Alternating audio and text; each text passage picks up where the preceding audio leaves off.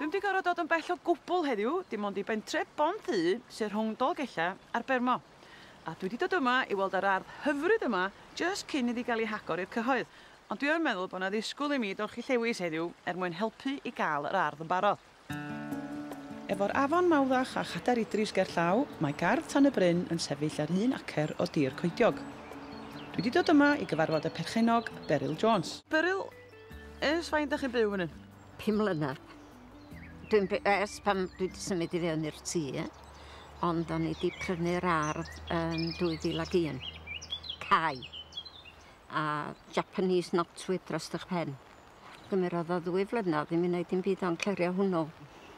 Felly ydych chi wedi dechrau garddio cyn symud mewn i'r tŷ? Cyn meddwl am wneud tŷ.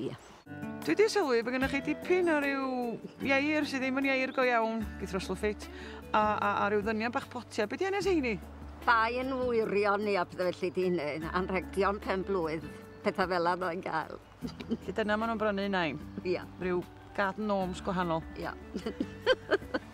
Da chi wedi gweld y gwynab ar y goeden yna, dwi'n meddwl bod hwnnw'n rhyfedd iawn.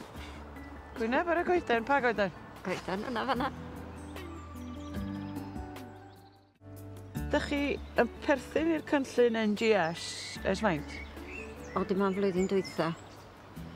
O na waith perswadio na chi I fynd fewn i'r cynllun? Dipyn. Oedd nhw wedi bod ar yn ôl eu cyn hynny. Ond, o'n i'n meddwl bod yr ardd ddigon da.